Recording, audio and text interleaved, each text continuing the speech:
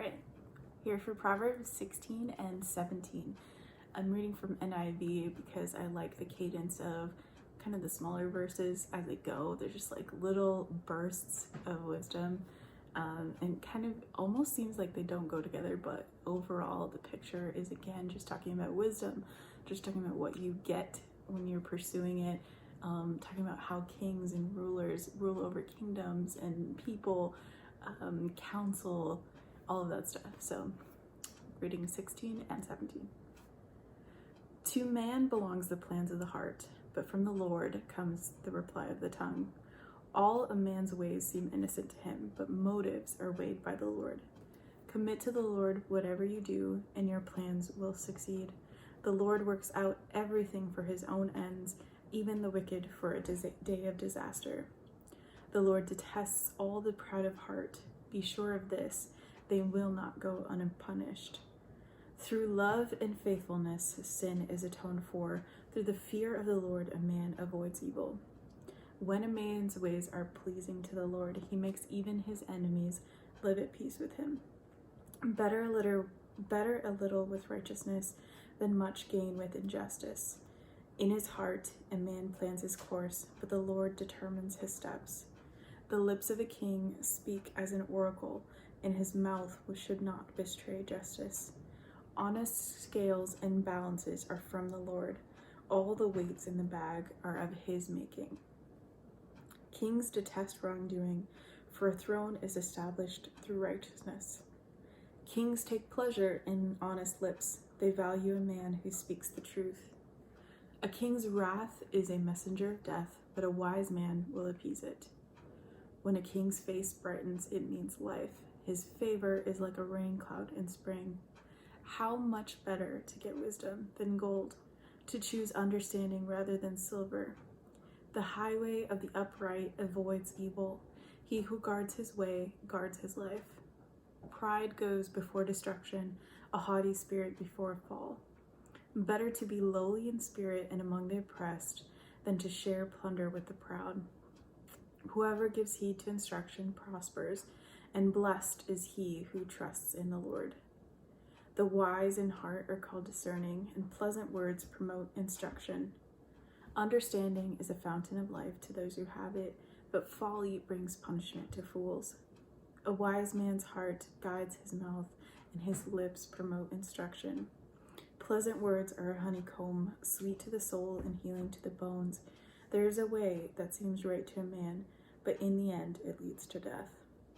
The laborer's appetite works for him. His hunger drives him on. A scoundrel plots evil, and his speech is like a scorching fire. A perverse man stirs up dissension, and a gossip separates close friends. A violent man entices his neighbor and leads him down a path that is not good. He who winks with his eye is plotting perversity. He who purses his lips is bent on evil. Gray hair is a crown of splendor. It is attained by a righteous life. Better a patient man than a warrior, a man who controls his temper than the one who takes a city. The lot is cast into the lap, but its every decision is from the Lord. I'm going to read that second to last verse in the Message version.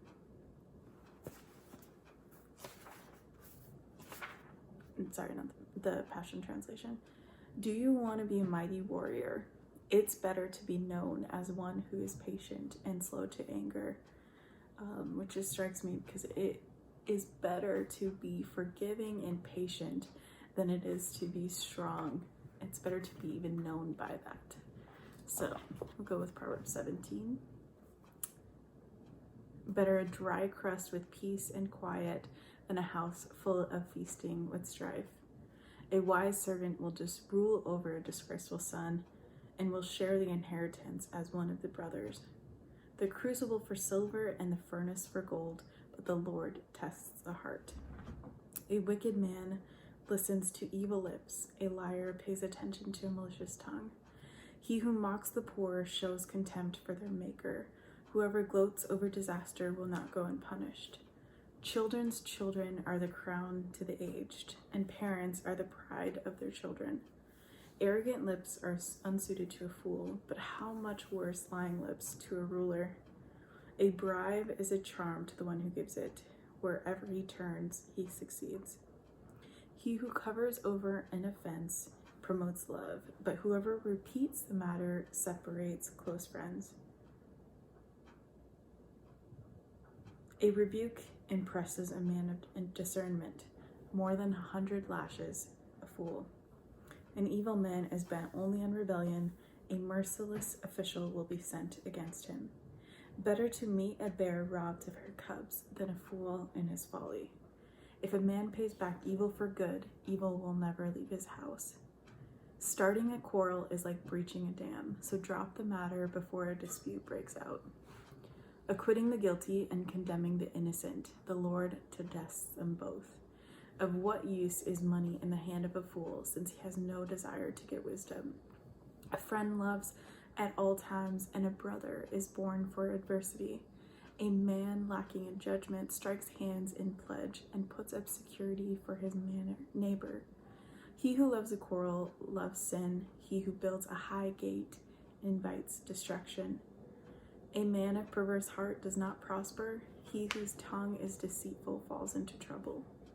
To have a fool for a son brings grief. There is no joy for the father of a fool. A cheerful heart is good medicine, but a crushed spirit dries up the bones. A wicked man accepts a bribe in secret to pervert the course of justice. A discerning man keeps wisdom in view, but a fool's eyes wander to the ends of the earth. A foolish son brings grief to his father and bitterness to the one who bore him. It is not good to punish an innocent man or to flog officials for their integrity. A man of knowledge uses words with restraint, and a man of understanding is even-tempered. Even a fool is thought wise if he keeps silent, and discerning if he holds his tongue. I was working for someone. We were in the middle of some settlement negotiations, and we had made the decision we really felt we were in the right and we were going to pursue it. And the next day my boss called me, and he had read Proverbs, and the one that stuck out to him was verse 14 in Proverbs 17 that says, starting a quarrel is like breaching a dam, so drop the matter before a dispute breaks out. And really just felt in his spirit that we should settle the matter.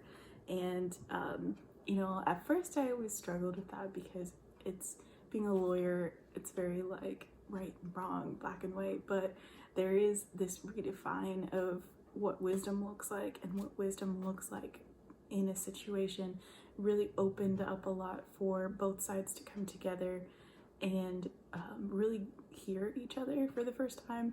And it ended up actually being a really great situation, and it was something that only opened because we were willing to open that door for settlement and open the door to settling the dispute before it started. So hope that encouraged you.